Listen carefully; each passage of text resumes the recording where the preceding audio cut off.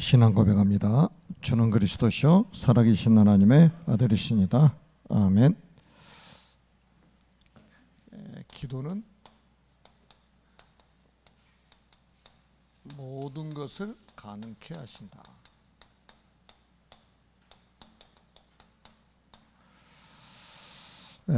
여호수아 10장 12절에 보면 이런 말씀이 있습니다. 여호와께서 사람의 목소리를 들으신 이 같은 날은 전에도 없었고 후에도 없었나니.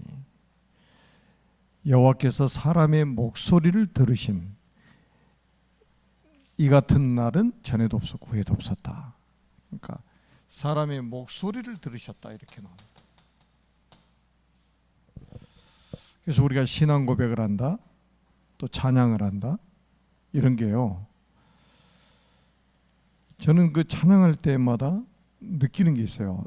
하나님 우리에게 주신 악기 중에서 가장 좋은 악기는 목소리다. 뭐 동의 안 하신 분들은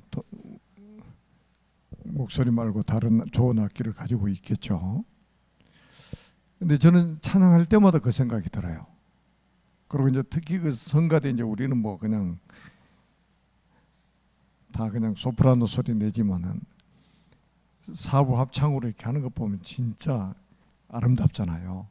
교회 찬양이 어떻게 보면 가장 수준이 높은 거죠. 그래서 여러분들이 신앙 고백할 때나 그 찬양할 때나 기도할 때나 우리 마음속으로 해도 하나님 다 아셔요. 그런데 성경은 분명히 말씀하고 있습니다. 사람의 목소리를 들으신 이 같은 날이 전에도 없었고 후에도 없었다. 어느 정도로 역사가 일어나냐면 태양과 달이 종일토록 멈춰버렸어요. 이 사람이 할 수 있는 일입니까? 사람이 할 수 있는 일이 아니잖아요. 하나님, 전능하신 하나님만 하실 수 있는 일이란 말이에요. 창조주 하나님만 하실 수 있는 일입니다. 그리고 반드시 기도할 때는 성령께서 역사를 하시고 주의 능력이 천사가 파송되어지고 그래서 사탄은 결박될 수밖에 없고 그래서 이 땅에 하나님의 나라가 임하게 되는 겁니다. 그렇다면 우리가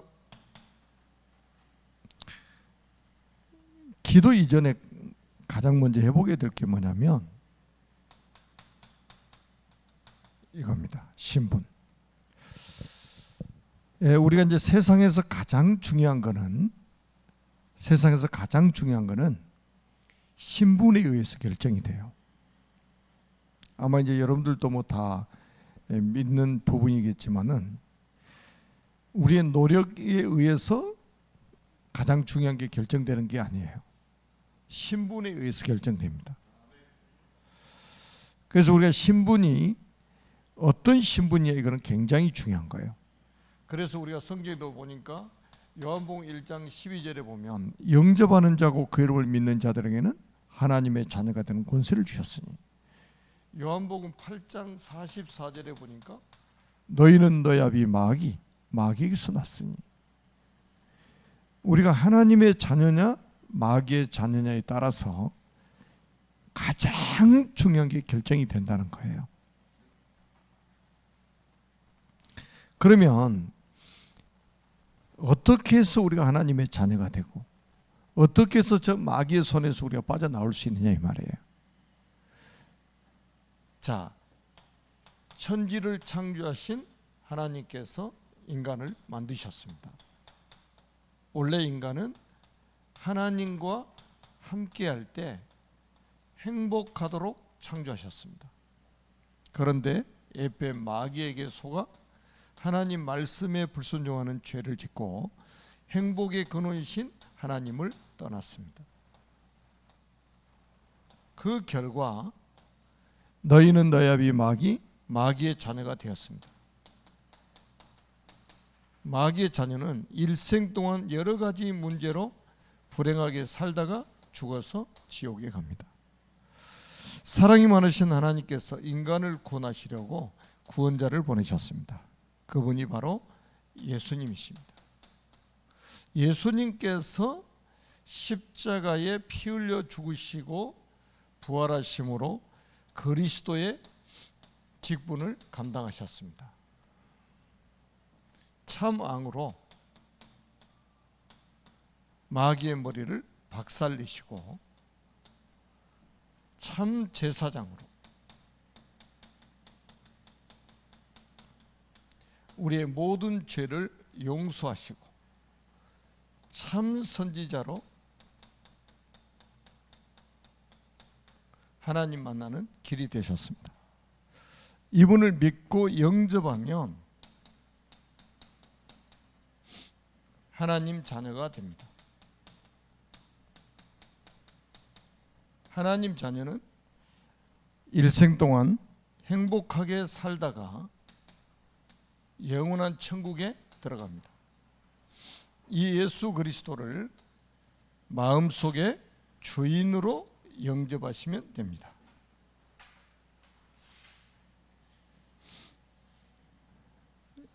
한번 잘 보십시오. 마귀 자녀는 결국 어디 갑니까? 지옥 가잖아요. 하나님의 자녀는 어디 갑니까? 천국 가잖아요. 가장 중요한 게 뭐에 의해서 결정돼요? 신분에 의해서 결정된단 말이에요. 그리고 우리가 이제 그래서 중요한 게 뭐냐면 로마서 8장 15절에서 16절, 17절 말씀이 아주 굉장히 중요합니다. 성경 다 중요하지만 아주 중요해요. 15절에 보니까 너희는 다시 무서워하는 종의 영을 받지 아니하고 양자의 영을 받았으므로 우리가 아빠 아버지라 부르짖느니라. 뭐를 받았어요? 양자의 영을 받았으므로 그랬어요. 양자의 영이 뭘까요? 성령입니다. 양자의 영을 받아 언제요? 예수님을 영접하는 순간에 성령이 우리 안에 내주하시게 된단 말이에요. 이 양자의 영을 받았으므로 우리가 아빠 아버지라 부르짖느니라. 하나님을 아버지라 부르짖느니라. 그 다음에 16절에 보면 뭐라고 했냐면 성령께서 친히 우리의 영과 더불어 우리가 하나님의 자녀인 것을 증언하신다고 그랬습니다. 성령께서 친히 우리 영과 더불어 하나님의 자녀인 것을 증언하신다 이 말이에요. 여러분 이거 뭐 배워가지고 되는 게 아니에요. 성령이 우리 안에 내주하셔가지고 성령이 우리가 하나님의 자녀인 것을 증언해 주신다 이 말이에요. 너는 하나님의 자녀야. 하나님의 자녀야. 그게 뭐가 생겨요? 구원에 대한 확신이 딱 생기는 거예요. 이게 가르쳐가지고 구원의 확신이 생깁니까? 구원의 확신은 성령이 증언해 주시기 때문에 생기는 거예요. 그리고 17절에 보니까 뭐라고 그러냐면 자녀이면 또한 상속자. 하나님의 상속자요? 그리스도와 함께한 상속자니 그랬습니다. 하나님의 자녀는 뭐라고요? 상속자라 이거예요. 3번이나 나옵니다. 한 구절 속에. 상속자라는 말이에요. 이건 법적인 용어입니다. 그러니까 법적으로 하나님이 예수 믿는 사람들에게 하나님의 나라를 상속받을 수 있도록 상속권을 부여하셨다 이거예요. 그러니까 우리가 기도해서 응답받은 것은 전부 뭐예요? 우리의 상속분을 받는 거예요. 그러니까 여러분들 하나님이 없는 것을 만들어서 주시는 게 아니고 여러분들이 예수 영접해서 하나님의 자녀가 되면 상속자란 말이에요. 그러면 상속자라는 말은 상속분이 있다는 말이죠. 법적으로. 요즘에 선진국에서는요. 딱 죽기 전에 자기가 가지고 있는 재산을 변호사를 대동해 가지고 상속을 누구에게 남기겠다 딱 변호사 입회하에 적고 사인 딱 합니다. 그럼 끝이에요. 어떤 사람은 걔한테 자기 재산을 상속해 준 사람도 있잖아요. 미국 같은 데는. 변호사가 입회한 데서 사인을 딱 해놨으니까 그 걔한테 가는 거예요. 그 상속분이. 참 아주 미국은 개판입니다. 아주. 우리는 누구의 자녀냐? 하나님의 자녀예요. 하나님의 나라로 천국에 우리의 상속분이 있단 말이에요. 그러니까 우리가 기도할 때마다 하나님 응답을 주시는 것은 하나님이 언약을 하셨잖아요. 자녀이면 또한 상속자, 하나님의 상속자예요. 그리스도와 함께한 상속자니. 그러니까 수조 원의 재산을 상속받아 놓고 자기가 그 재산이 있는지도 모르고 살다가 죽어버린 사람들이 많다면 그 얼마나 불행한 사람입니까? 예수 믿는 사람들이 이 비밀을 모르는 거예요. 자기가 하나님의 나라를 법적으로 상속받을 수 있는 상속자라는 사실을 모르고 있는 거예요. 그러니까 뭐가 안 되냐? 기도가 안 되는 거예요. 안 믿어지니까 기도가 안 되는 거예요. 아니, 상속분을 내가 찾아서 누리는 게 기도인데 이게 어렵다, 힘들다? 얼마나 이게 안 믿어지면 그런 말이 나오겠냐 이 말이에요. 그러니까 기도하는 시간이 얼마나 행복합니까? 그래 제가 그러잖아요. 일을 많이 하는 것보다 더 중요한 게 뭐냐? 기도하는 거다. 회의를 많이 하는 것보다 더 중요한 거는 뭐냐? 기도하는 거다. 아니, 하나님의 나라 상속받는 거를 내가 찾아서 누리는 게 기도인데 이렇게 그래서 기도는 뭐라고 하냐? 행복이라고 그러잖아요. 기도하는 시간이 행복해야 되고 기도하는 시간에 힘을 얻어야 되고.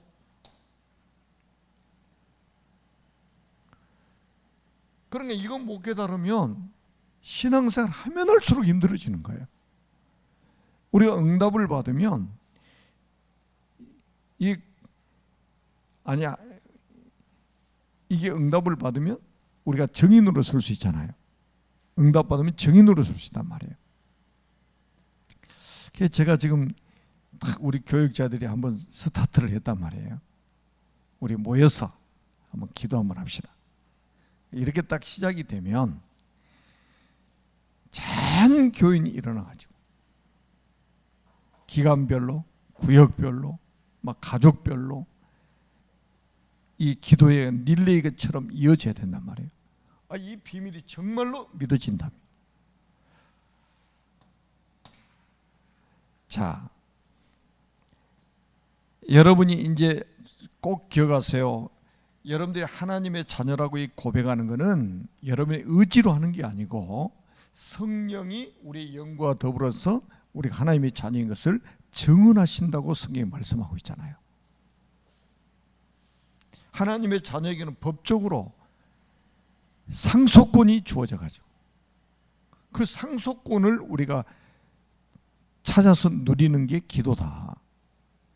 그래서 기도할 때 우리가 이제 뭡니까? 기도할 때 이제 중요한 또 포인트가 있는데 우리가 시간을 정하고 장소를 정해서 기도하는 것도 아주 중요합니다.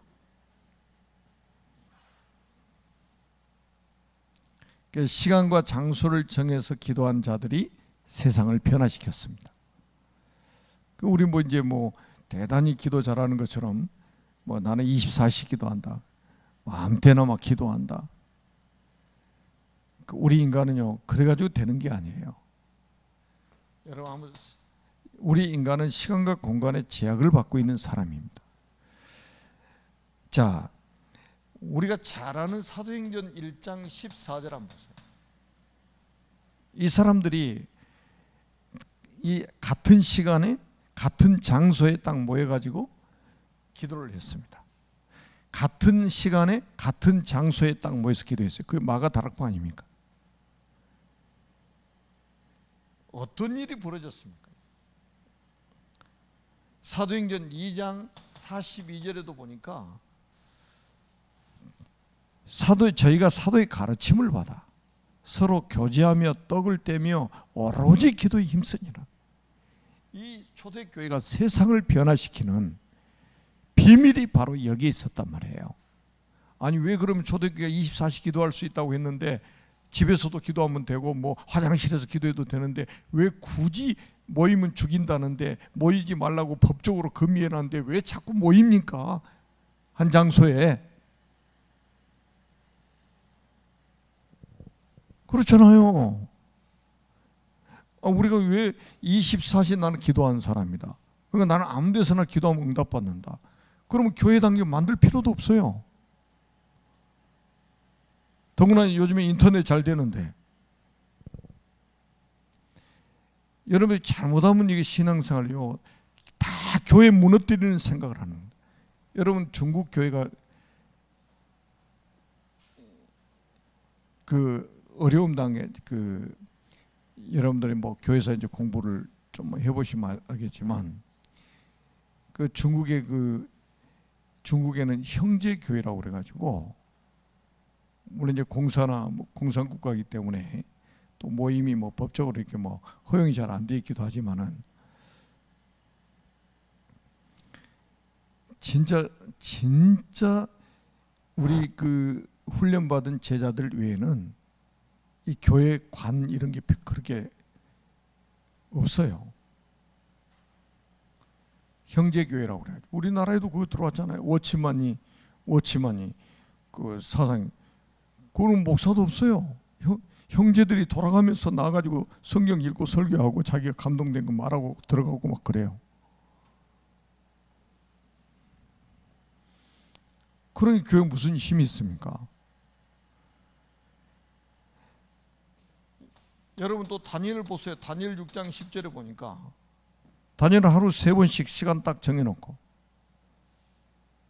예루살렘 쪽을 향해서 창문을 열어놓고 전에 행하던 대로, 그러니까 평상시에 그 우리는 꼭 문제 와야 막 기도를 하는 경우가 많거든요. 문제 와야 평상시에는 기도가 안 되다가, 근데 이 다니엘은 이게 아주 굉장히 중요한 말이에요. 전에 행하던 대로 하루 3번씩. 굉장히 위기가 왔는데 위기 와서 기도한 게 아니에요. 평상시 하던 대로 하루 3번씩. 이게 바벨론을 완전히 변화시키는 응답이 온 거예요.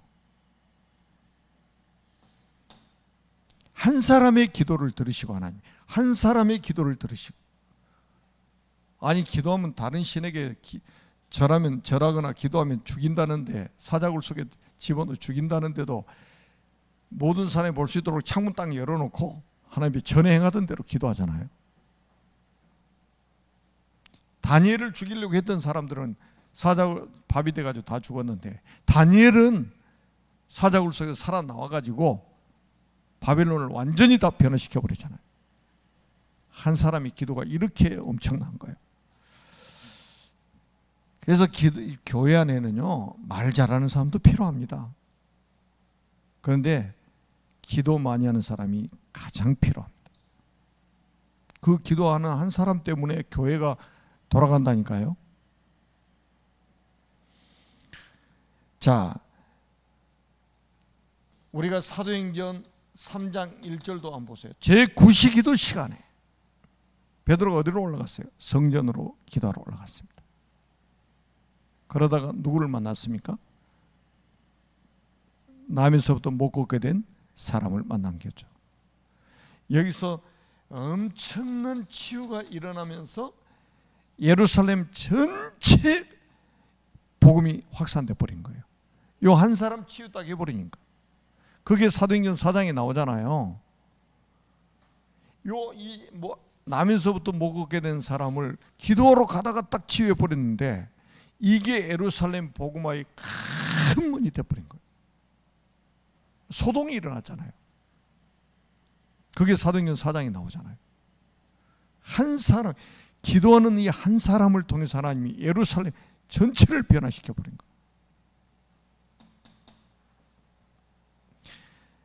왜냐? 하나님의 자녀의 목소리를 하나님이 들으신다 이 말이에요. 사도행전 13장 1절로 4절에도 보니까 바울이 선교사로 나가기 전에 뭐 했습니까? 금식하며 기도했습니다. 사도행전 16장 6절에서 10절에 보니까 아시아로 가려다가 문이 막히니까 드로아에서 밤중에 기도했죠. 뭐가 나타났습니까? 환상이 보였습니다. 마게도냐 사람이 건너와서 우리를 도와달라고 막 손짓을 한단 말이에요. 이거를 하나님의 사인으로 딱 받고 마게도냐 지경으로 내려갔습니다. 완전히 유럽을 변화시키는 문들이 쫙 다 열려 있었습니다. 기도는 세상을 변화시키는 힘이라 이 말이에요.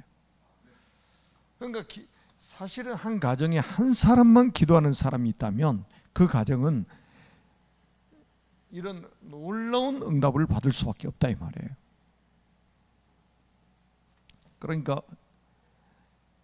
교회 안에도 기관장 한 사람이 기도하면 그 기관은 살아나게 돼 있어요. 구역에 정말로 기도하는 한 사람이 있다면 그 구역은 살게 돼 있습니다. 교회 안에는 뭐 말 잘하는 사람도 필요하고 돈 있는 사람도 필요하고 많은 재능이 있는 사람도 필요해요. 그런데 기도하는 한 사람, 가장 소중한 사람이 있습니다. 돈 없어도 기도하는 그 한 사람이, 재능이 없어도 기도하는 그 한 사람, 이게 얼마나 중요한지 모릅니다. 그래서 그 부산에도 보세요. 그 초창기에 우리 훈련 받으러 가면은 딱 여기 저 앞에 전부 이불 깔아져 있어요. 이불 밑에 이게 다 깔아져 있어요. 그 누구냐? 할머니 권사님들, 집사님들. 밤에 교회에서 자고 계속 기도하는 거예요. 자다 일어나서 기도하다가 자다가 일어나다 기도하다가, 그리고 새벽 기도 끝나면 집에 가신대. 그리고 또 낮에 또 교회 오시면 또 기도하고. 그런 분들의 기도가 결국은 전부 다 응답이 된 거예요.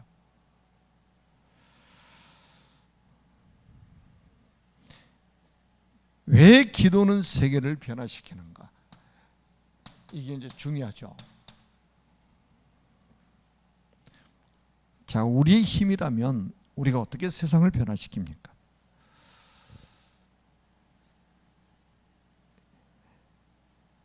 결국 뭡니까? 하나님의 능력입니다. 하나님의 능력. 그러니까 우리가 기도할 때마다 하나님의 능력이 나타나게 되어 있는 거예요. 그래서 세상이 변화되는 겁니다. 그래서 그 역대상 29장 11절에 12절에 보면 다윗이 고백을 했죠. 여호와여, 위대하심과 권능과 영광과 승리와 위엄이 다 주께 속하였사오니. 잘 들어보시라니까요. 위대하심과 권능과 영광과 승리와 위엄이 다 주께 속하였사오니 천지에 있는 것이 다 주의 것이로소이다. 천지에 있는 것이 다 주의 것. 우리 것 사실 없어요. 천지가 다 주의 것입니다. 하늘과 땅에 있는 모든 것이 다 주님의 거예요. 그러면서 여호와여, 주권이 주께 속하였사오니 주는 높으사 만물의 머리가 됨이니이다. 그러면 12절에 또 이렇게 말씀합니다. 이거 잘 들어보세요. 부와 기가 주께로 말미암고. 여러분, 부자 되는 것도 주께 있단 말이에요. 여러분 귀한 자리에 올라가는 것도 주께로부터 나오는 거예요. 그러면서 뭐라, 또 주는 만물의 주제가 되사 손에 권세와 능력이 있사오니 모든 사람을 크게 하심과 강하게 하심이 주의 손에 있나이다. 야, 성령 충만한 다윗이 그 성전 건축을 위해서 준비하면서 고백했던 내용 아닙니까?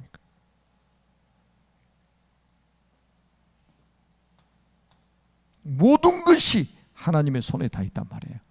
그러니까 여러분, 기도가 제일 빠를 수밖에 없는 거예요. 우리의 생명도 우리 것이 아니에요. 주님의 거예요. 뭐 어떤 사람은 보면 뭐 자기 몸이 우상이라, 그냥 자기 몸이 우상.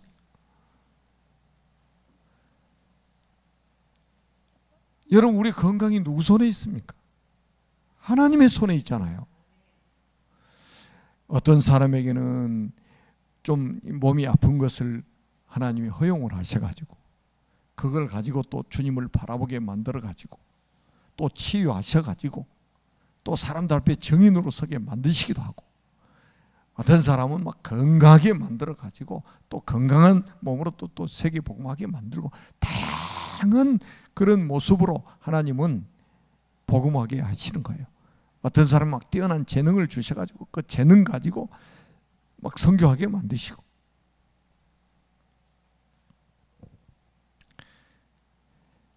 그리고 또 뭡니까? 자, 우리가 베드로 전서 3장 10절부터 12절에 보니까 아주 중요한 말씀이 있어요.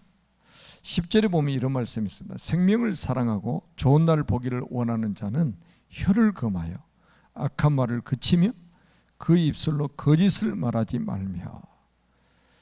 그 다음에 12절에 보면 이렇게 말씀합니다. 주의 눈은 의인을 향하시고.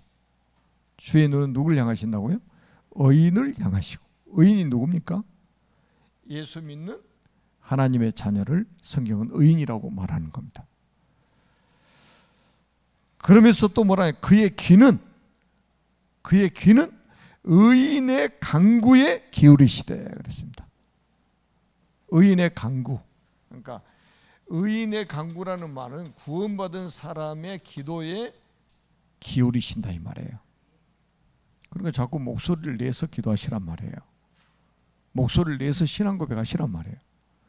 목소리를 내서 찬양하시란 말이에요.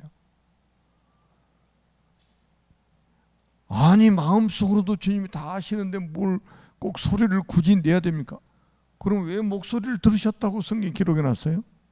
자, 왜 찬양하라 찬양하라 시편 읽어보세요. 뭐 찬양하라 찬양하라. 그럼 속으로 찬양하라는 소리입니까 이게 지금? 막 성경에 보니까 소고치며 춤추며 손뼉치며 발을 구르며 찬양하라 그러잖아요. 가만히 굳어진 모습으로 앉아서 속으로 찬양해라 이렇게 했습니까? 지금 시편에 말하는 이거 찬양하라는 건 소리 내서 찬양하라는 거예요. 그러니까 손뼉도 치고 발도 구르고 소고치며 춤추며 찬양하라고 그랬잖아요. 그러니까 다윗이 언약궤가 자기 성으로 딱 들어오니까 다윗이 하는 행위를 한번 보세요. 왕복 벗어 던져버리고 왕관 벗어 던져버리고 베옷을 탁 입고 덩실덩실 막 춤을 추는 거 보세요. 못 깨달은 미갈이 또 창문에 밑에 내려보고 있다가 왕이 신하들 앞에서 주책바가지네 저거 이러다가 저주받아 버렸잖아 그냥. 여러분, 다윗이 그 자기 왕이라는 체면 딱 가지고 왕복 딱 왕관 쓰고 왕복 입고 그러고 딱 폼 잡고 있었으면 어떻게 되겠어요? 자기가 백성들 앞에 왕이지 자기의 진짜 왕은 하나님이라는 거예요. 자기는 하나님 앞에 백성이지 왕이 아니라는 고백이에요. 그게 덩실덩실 춤을 추는 거예요.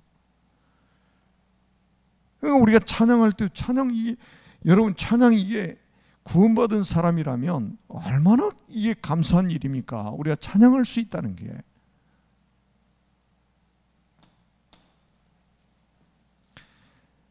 그리고 여러분들이 시편 139편을 여러분 집에 가서 한번 읽어보시기 바랍니다. 전부 다 우리가 하나님은 우리의 고백과 찬양과 모든 것을 다 받으시는 거예요. 그래서 우리가 조금 결단하면 됩니다. 여러분들이 뭐 항상 기도도 하지만 기도하는 시간을 한번 정해보는 겁니다. 하루에 한 번이라도 시간을 정해보는 겁니다. 단 5분이라도 시간을 정해보는 겁니다. 작은 실천을 한번 해보세요. 1시간씩 막 찬양하면서 기도하면 좋겠지만 그렇게 못할 때는 5분이라도 한번 시간을 정해보세요. 그리고 장소도 한번 정해보시기 바랍니다. 제가 말씀드렸잖아요. 워룸, 큰 방, 작은 방, 드레스룸 다 있는데 워룸만 없단 말이에요. 워룸. 전쟁하는, 영적 전쟁하는 방이 없단 말이에요. 그래서 오늘 지금 대면 비대면으로 예배드리는 모든 분들이 정말로 이 하나님의 보호자하고 소통할 수 있는 영적인 안테나를 딱 세우시고, 여러분들이 영적 안테나란 말이에요. 하나님의 자녀가 영적인 안테나예요. 그러니까 여러분을 통해서 하나님이 하늘과 땅의 것을 통일시키기를 원하시는 거예요. 그리스도 안에서 이 영적 안테나 소통하기를 원하시는 거예요. 그래서 정말로 응답 받으셔가지고 세상에 또 후대 앞에 증인으로서는 저와 여러분 되기를 주님의 이름으로 축복합니다. 기도합니다. 살아계신 하나님 아버지 은혜를 감사합니다. 오늘도 하나님께서 우리에게 성취될 말씀을 주신 것 감사합니다. 이 말씀 언약으로 붙잡고 감사함으로 우리가 작은 실천을 할 수 있도록 하나님께서 힘을 더하여 주옵소서. 그래서 세상의 증인으로 설 수 있는 모든 전도자들이 되게 하옵소서. 주 예수 그리스도의 이름으로 간절히 기도드립니다. 아멘.